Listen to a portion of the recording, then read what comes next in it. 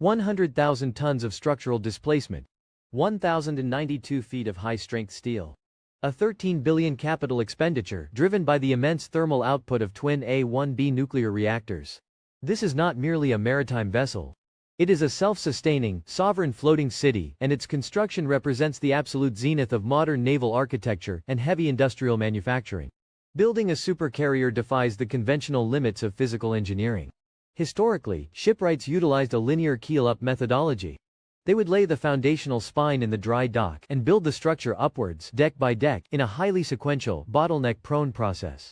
However, handling 100,000 tons of steel under the unyielding pull of gravity over a timeline of 7 to 10 years is no longer viable for modern defense demands. The engineering solution is the modular superlift methodology. This is a manufacturing paradigm shift that compresses the final assembly phase to an aggressive 13-month window. Before a single weld is struck, the physical integrity of the carrier is determined by its metallurgy. The flight deck and the primary hull structure are constructed using high-strength low-alloy steel, specifically classified as HSLA 65, and the extreme-grade HSLA 115. These are not standard industrial materials. HSLA 115 is engineered through a rigorous thermomechanical control process, manipulating the steel's microstructure at the atomic level. By precisely controlling the cooling rate and introducing micro-alloying elements like vanadium, niobium, and titanium, metallurgists achieve a staggering yield strength of 115,000 pounds per square inch. This extreme strength-to-weight ratio is a non-negotiable physical requirement. During active operations, the flight deck must repeatedly absorb the immense kinetic energy of a 30-ton aircraft, slamming into the arresting cables at 150 miles per hour. This generates localized stress vectors that would instantly buckle standard maritime steel. Furthermore, this specific alloy provides exceptional fracture toughness at sub-zero temperatures, preventing brittle structural failure when the vessel operates in extreme Arctic theaters. The fabrication sequence begins in the expansive steel handling yards.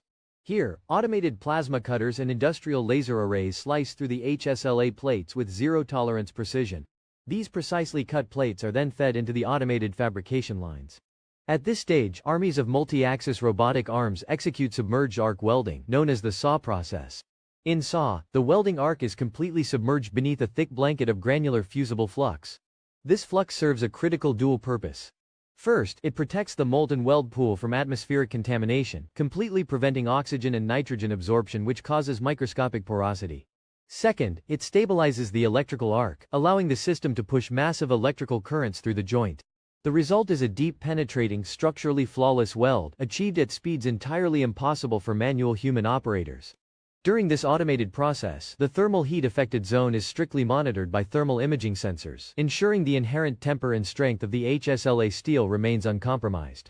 The true core of the superlift technique lies in the massive prefabrication process. The entire supercarrier is mathematically divided into over 160 individual megablocks. These are not simply empty steel shells. Inside massive environmentally controlled assembly bays, located miles away from the dry dock, each module is outfitted with its internal industrial organs. Some of these individual blocks weigh up to 900 tons. Before they are ever moved, specialized teams of millwrights, pipefitters, and electricians install complex HVAC ducting, high-pressure steam lines, miles of heavy electrical conduits, and dense fiber optic networks. Even the biological shielding required for the nuclear reactor compartments, consisting of dense lead and specialized polycomposites, is integrated at this stage. This level of parallel construction requires an industrial matrix of 3D Canadian modeling. Every single millimeter of internal space is accounted for, ensuring that when two blocks are eventually joined, hundreds of pipes and cables align flawlessly. Moving these prefabricated megablocks introduces an extreme logistical challenge. To transport a 900-ton module from the assembly bay to the dry dock, engineers deploy self-propelled modular transporters, or SPMTs. These are essentially highly synchronized robotic platforms equipped with hundreds of independent hydraulic axles. The SPMTs distribute the crushing weight of the module evenly across the tarmac, preventing the module from buckling under its own mass during transit. The ultimate engineering nightmare, however, occurs during the fit-up phase. When a 900-ton mega block is finally positioned in the dry dock, it must mate perfectly with the adjacent structure. We are operating with dimensional tolerances measured in millimeters, applied across a continuous steel structure the size of a skyscraper. Engineers utilize advanced laser metrology and optical photogrammetry to map the exact spatial coordinates of the mating surfaces. They must also mathematically account for the coefficient of thermal expansion. A massive block of high-strength steel will physically expand and contract throughout the day, based on ambient temperature fluctuations and direct solar radiation. If the alignment is off by a fraction of a degree, the internal high-pressure piping systems will not connect, and the hydrostatic integrity of the lower hull is permanently compromised. Therefore, the fit-up process is an incredibly slow, agonizing engineering ballet of heavy hydraulic jacks, laser-guided positioning systems, and synchronized thermal management. The assembly sequence within the dry dock is dominated by the Goliath gantry crane, a towering mechanical leviathan spanning the entire width of the construction basin. Operating a crane with a 1,050-ton lifting capacity is a masterclass in dynamic load management and structural physics. The hoisting mechanism relies on miles of specialized braided high-carbon steel wire ropes wound around massive drum winches powered by heavy-duty electric motors. When hoisting a 900-ton superlift module into the air, the crane's internal computerized systems must constantly recalculate the shifting center of gravity. Operators must mathematically account for wind shear forces acting upon the massive sail-like surface area of the suspended steel block. A sudden gust of wind can induce a pendulum effect, generating lateral kinetic energy that could rip the crane's massive bogies right off their rails. To counter this, precise tensioning winches, hydraulic braking systems, and gyroscopic stabilizing cables lock the payload into a rigid spatial coordinate as it descends at a highly controlled fractional speed toward the hull structure. A critical sub-phase of this logistical nightmare involves the installation of the nuclear propulsion system. The twin A1B pressurized water reactors are not built directly inside the hull. The reactor vessels forged from ultra-thick, neutron-resistant steel are manufactured in secure inland facilities under strict clean room conditions. They are transported to the shipyard and lowered into the carrier's deeply shielded compartments as fully sealed, self-contained modular units. The alignment of the primary coolant loops, which must handle superheated, highly pressurized water, demands absolute zero-tolerance engineering.